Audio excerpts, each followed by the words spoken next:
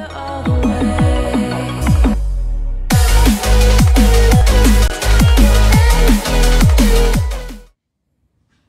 guys, kembali lagi di channel Trianda. Sampai jumpa kembali setelah sekian lama saya tidak membuat konten karena memang kondisinya begini guys. Saya lagi kurang fit, kurang enak badan, dan kondisinya tidak sehat. Ya mungkin secara fisik atau secara jasmani ini saya kelihatan seperti orang normal seperti biasa, tapi secara rohani atau jiwa saya tidak sehat guys, karena terlalu banyak pikiran dan terlalu banyak masalah yang saya hadapi sehingga membuat mental saya down. Oleh karena itu pada konten kali ini saya akan bercerita atau sharing kepada kalian semua. Syukur-syukur bisa mengedukasi. Semoga dengan cerita saya kalian bisa terinspirasi dan dapat belajar dari kesalahan yang saya lakukan, sehingga kalian tidak mengalami apa yang sudah saya alami, yang dapat menyebabkan kerugian yang luar biasa dan kondisi kesehatan sangat turun. Dan yang akan saya bagikan kepada kalian adalah pengalaman saya atau kejadian yang sudah terjadi ketika saya mengerjakan proyek di Buduran, yaitu proyek saya di Palm Field Regency. Kejadiannya seperti ini guys. Awal mula sebelum saya mengerjakan Palm Field Regency, saya itu mengerjakan proyek terlebih dahulu di Gria Candramas. Nah, pada saat di Gria Candramas itu, kalian bisa lihat sendiri di konten saya sebelumnya itu bahwa pekerjaan tersebut sudah molor kurang lebih 2 bulan. Jadi ekspektasi atau harapan saya selesai dalam waktu 3 bulan, ternyata molornya hingga 2 bulanan. Sehingga dampak yang terjadi adalah kondisi keuangan menurun dan cash flow-nya minus sekali. Itu dampak efek yang terjadi pada saya. Namun yang terjadi pada tukang atau pekerja adalah begini. Ketika pekerjaan tersebut sudah mencapai progres 3 bulan atau 50%, uang mereka sudah habis. Sehingga ketika uang habis, otomatis mereka bekerja tidak sesuai dengan ketika mereka punya uang. Jadi kondisi psikologisnya sudah beda guys. Ketika orang bekerja namun sudah uangnya habis, dengan orang yang bekerja tapi uangnya masih ada, itu pasti beda. Yang satunya kerjanya masih semangat, yang uangnya habis, udah pasti kerjanya sudah tidak semangat lagi. Nah, apapun yang terjadi, tetap saya selesaikan pekerjaan di Candramas tersebut kurang lebih 5-6 bulan kalau nggak salah. Saya masih ingat itu. Jadi awal mula kejadian yang sekarang ini adalah pada saat ketika pertengahan pekerjaan di Gria Candramas. Kenapa bisa saya bilang begitu? Karena pada saat tersebut ya memang sudah terjadi konflik internal antara pekerja yang satu dengan pekerja yang lain. Contoh konflik internalnya seperti ini. Misalkan tukang A tidak suka dengan tukang B, entah itu tidak sukanya secara pribadi maupun dari cara bekerjanya atau cara dia mengerjakan sesuatu. Yang terjadi adalah ketika tidak suka dengan orang yang lain adalah dia berusaha menjatuhkan. Kalau tidak gitu, dia juga kalau tidak menjatuhkan, dia bisa melakukan dengan cari muka. Cari mukanya gimana? Cari mukanya adalah mencari perhatian. Nah, ketika dia cari perhatian, otomatis ketika saya mantau, ketika saya melihat proyek saya, tukang tersebut berusaha untuk mencari perhatian agar saya bersimpati kepada dia, tapi hal tersebut tidak berpengaruh terhadap prinsip saya gitu. Karena setiap orang yang cari muka atau cari perhatian itu pasti ada maunya, dan saya juga tidak mungkin memperdulikan hal tersebut. Saya kira hal itu adalah hal yang biasa saja itu. Namun lama kelamaan masalah yang kecil tersebut bisa menjadi besar, karena masalah yang kecil jika tidak terselesaikan maka akan bisa menjadi masalah yang sangat besar. Nah, karena masalah yang terus berlarut-larut tanpa ada penyelesaian dan kondisi internal tidak baik antara pekerja yang satu dengan pekerja yang lain, akhirnya dampak yang besar terjadi pada saat pekerjaan saya di proyek Buduran Palm Field Regency. Itu ketika project sudah berjalan 50% di Buduran ini. Mungkin kalian tahu dengan tukang-tukang saya yang sebelumnya saya masukkan konten ke project Gria Chandra Mas maupun Alana, yaitu yang pertama ada Mas Juan, yang kedua adalah Mas Bruden, yang ketiga adalah Mas Andi. Nah, dari ketiga orang tersebut yang saya masukkan ke konten, 2 diantaranya kabur atau tidak mau meneruskan project yang ada di Buduran kali ini. Kenapa mereka tidak mau melanjutkan? Karena uang yang sudah mereka terima tidak sesuai dengan pekerjaan yang mereka lakukan, atau bahasa umumnya adalah uangnya habis tapi pekerjaan belum selesai. Ceritanya gimana? Jadi gini guys, awal mulanya kejadian tersebut adalah terjadi karena adanya iri dan dengki dari tukang yang satu dengan tukang yang lain. Jadi ketika Gria Chandra Mas ini mau selesai, nah pekerjaan yang namanya mau selesai ini kan otomatis ada pekerjaan revisi. Pekerjaan revisi adalah pekerjaan yang sudah selesai tapi harus ada perbaikan atau maintenance, seperti itu. Nah pada saat itu yang berada di Gria Chandra Mas yang saya tempatkan di sana adalah Mas Andi, dan yang di Buduran adalah Mas Juwen dan Mas Bruden. Nah pada saat itu terjadilah konflik-konflik yang berkelanjutan karena Mas Juwen tidak terima karena Mas Andi ditempatkan di Gria Chandra Mas. Karena alasannya adalah jika Mas Andi disuruh terus ke Gria Chandra Mas untuk revisi, otomatis pekerjaan di Buduran tidak ada progresnya atau pekerjaannya menjadi lama. Namun menurut pendapat saya sebagai pemborong atau kontraktor, hal tersebut adalah kewajiban saya karena Gria Chandra Mas adalah tanggung jawab saya untuk diselesaikan hingga pekerjaan tersebut tidak ada masalah. Tapi tidak sependapat dengan Mas Juwen. Mas Juwen ingin pekerjaan Buduran itu fokus.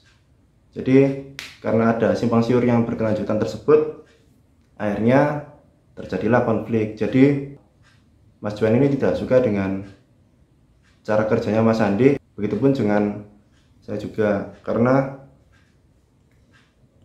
apa yang dilakukan Mas Juwen harus sesuai dengan kemauan dia.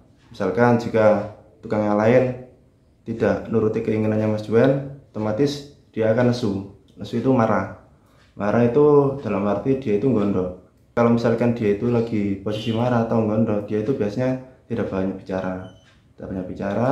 Kalau misalkan sudah klimaks banget, tidak mau ngomong sama sekali, biasanya tidak mau kerja.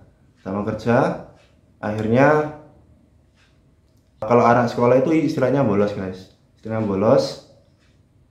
Misalkan Mas Bruden sama Mas Andi saya perintahkan untuk revisi pekerjaan di Gria Chandra Mas.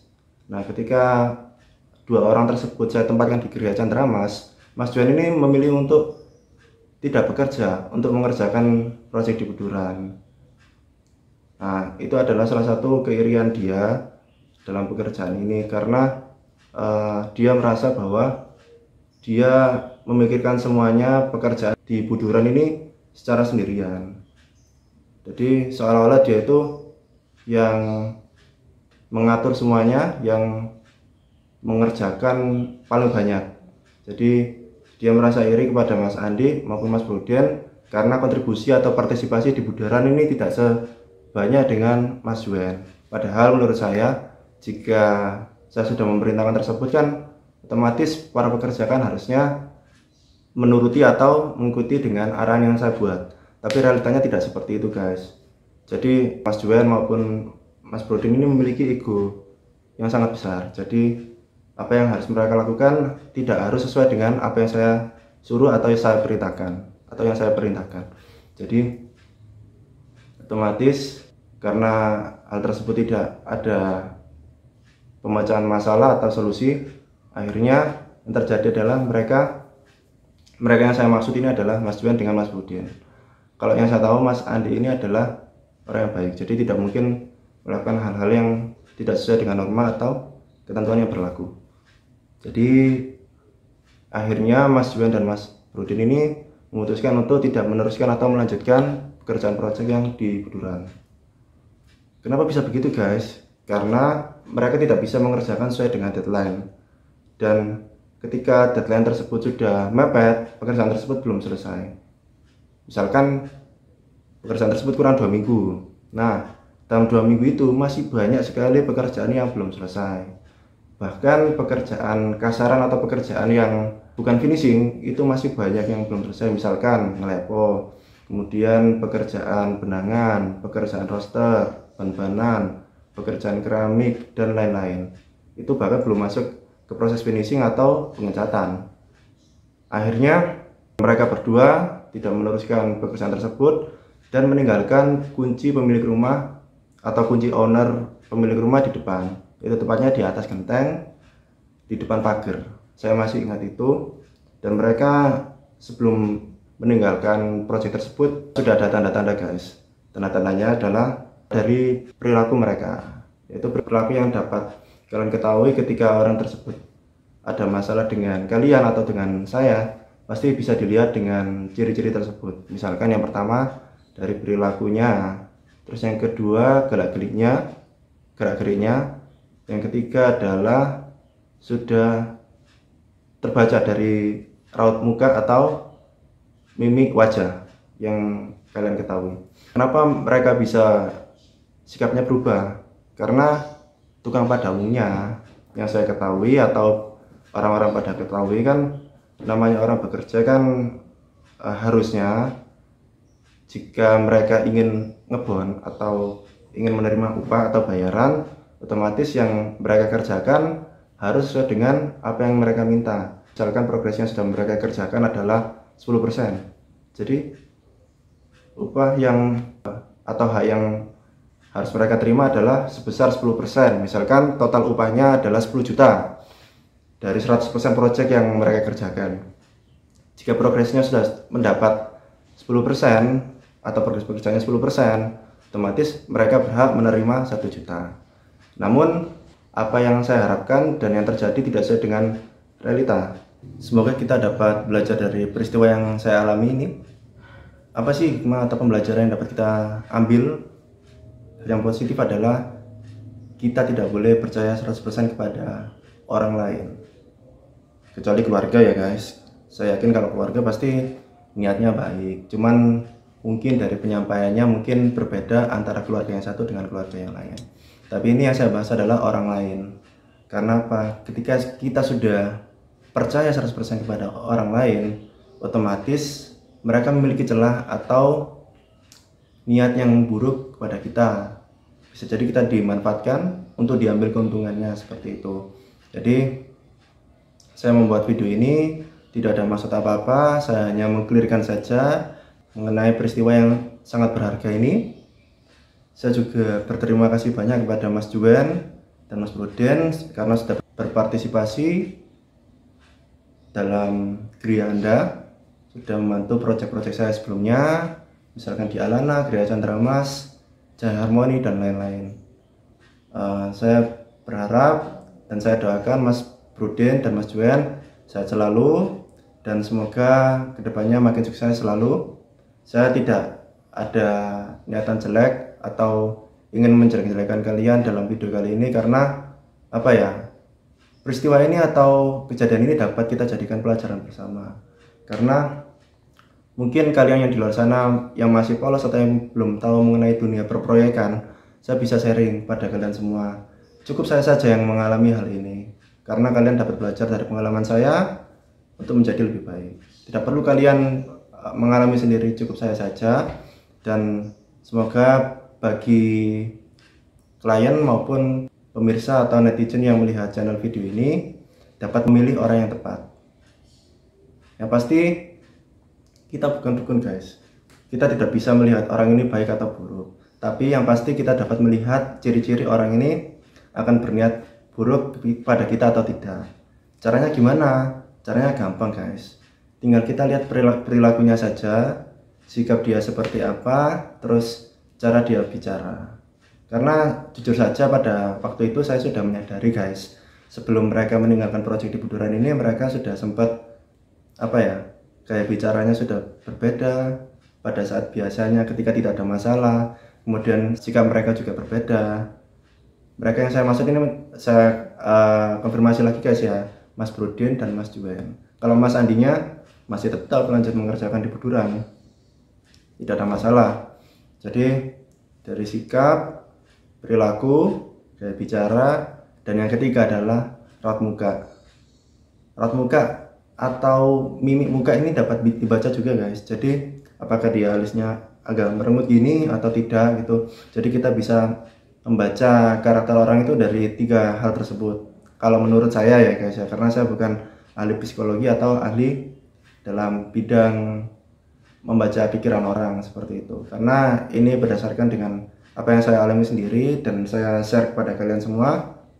Semoga dapat bermanfaat juga bagi kalian semua gitu. Jadi untuk Mas Brodin, Mas Juwen tadi saya sudah ucap. Untuk Mas Brodin dan Mas Juwen saya sudah ucapkan terima kasih banyak, karena tanpa adanya kalian semua saya tidak bisa sampai seperti ini. Karena jasa tukang adalah fondasi utama dalam pekerjaan proyek ini sampai selesai. Dan yang kedua, bagi customer atau klien, kalian dapat mengambil hikmah pelajaran dari peristiwa yang saya alami. Ketika kita tidak menemukan orang yang tepat, otomatis kita akan mengalami suatu masalah yang awalnya kecil, tapi jika kita tidak selesaikan secara langsung, maka masalah tersebut akan menjadi masalah yang besar. Nah, untuk saya sendiri, saya pribadi, saya mungkin bukan manusia biasa, saya pasti memiliki juga banyak salah, tapi yang pasti saya tidak mungkin jatuh di lubang yang sama. Pasti saya harus belajar dari kesalahan yang sudah saya alami sendiri, dan untuk kedepannya mungkin saya akan untuk lebih selektif lagi untuk memilih pekerja atau tukang yang saya dapat percayai untuk mengerjakan proyek-proyek selanjutnya, seperti itu. Dan mungkin terima kasih banyak juga bagi klien saya, yaitu Pak Diki, karena beliau sudah mengerti dengan kondisi yang saya alami. Pada waktu itu saya sudah bercerita kepada beliau jika saya memiliki masalah internal dengan anak buah atau pekerja saya. Jadi saya mohon maaf sebelumnya, saya tidak dapat menyelesaikan proyek ini on time atau tepat waktu, karena saya sudah berjanji untuk menyelesaikan selama 3 bulan, namun terjadi kendala. Nah, kendala ini kan tidak mungkin saya prediksi atau saya rencanakan sebelumnya. Pasti ini terjadi secara natural dan tidak ada maksud saya untuk pekerjaan ini molor atau bagaimana gitu. Yang pasti saya ingin pekerjaan ini hasilnya bagus, maksimal, dan harapan saya customer atau klien juga puas dengan hasil yang saya sudah persembahkan ini.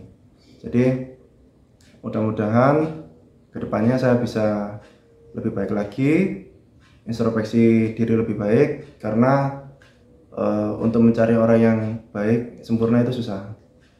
Ya mungkin tidak harus sempurna, tapi setidaknya orang tersebut jujur dan tidak ada maksud apa-apa atau niat yang buruk pada kita. Seperti itu. Semoga dengan adanya video ini tidak ada pihak yang tersinggung, karena saya berusaha untuk senetral mungkin untuk menceritakan apa yang sebenarnya terjadi pada proyek kali ini. Setelah terjadinya insiden tersebut, saya sudah menyiapkan personil pengganti, yaitu formasi 2 tukang dan 2 kuli.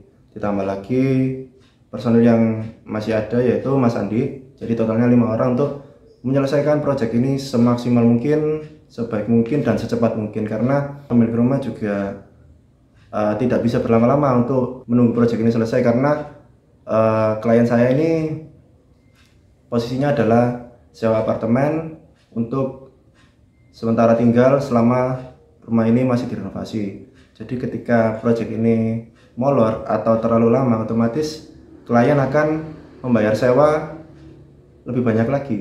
Jadi misalkan dalam waktu 1 minggu ini belum selesai, otomatis klien akan menambah atau extend biaya sewa apartemen selama 1 bulan lagi. Dan mungkin saya tidak ingin itu terjadi, dan setelah saya meminta keringanan untuk memberikan waktu beberapa minggu, akhirnya klien mau, dan saya akan memanfaatkan kesempatan tersebut untuk mengerjakannya secara tepat dan efisien. Baik, saya rasa mungkin video klarifikasi ini cukup sekian saja. Terima kasih banyak bagi kalian sudah mendukung channel ini. Silahkan subscribe, like, dan komen jika kalian suka. Dan mudah-mudahan channel ini terus berkembang dan dapat terus mengedukasi kalian semua agar tidak terjadi peristiwa seperti ini secara terulang kembali. Karena di dunia pertukangan, di dunia perborongan ini memang profesi tukang adalah profesi yang baik sekali. Namun perlu diingat, di setiap profesi pasti ada oknum yang tidak bertanggung jawab yang akan merugikan kalian semua, itu baik dari pihak pemborong maupun pemilik rumah atau owner. Jadi kalian harus berhati-hati kepada semua orang.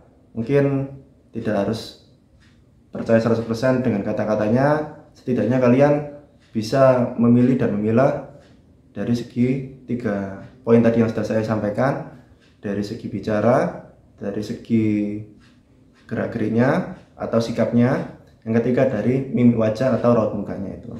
Jadi ketiga aspek tersebut dapat kalian jadikan acuan untuk menilai orang. Karena jika kita terlalu polos atau terlalu baik pada orang juga tidak baik. Kita harus berusaha senetral mungkin, sebiasa mungkin, tidak terlalu baik dan tidak terlalu jahat pada orang. Karena semua yang berlebihan itu tidak baik bagi kita semua. Oke, terima kasih. Saya tutup konten kali ini. Sampai jumpa di konten saya selanjutnya. Mungkin saya akan mereview kembali progres pekerjaan yang ada di Beduran. Terima kasih banyak. See you next time. Goodbye. Terima kasih sudah menonton channel ini. Silahkan klik tombol subscribe dan nyalakan tombol lonceng notifikasi agar kalian mendapatkan pemberitahuan konten video terbaru dari kami. Pilih tombol like jika Anda suka dengan video ini. Share dan sebarkan video ini jika isi konten bermanfaat dan dapat menginspirasi kalian semua.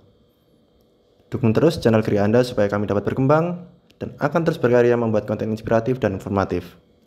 Tulis pertanyaan di kolom komentar jika ada pertanyaan dan unek-unek yang ingin kalian sampaikan. Kepuasan Anda adalah tujuan kami.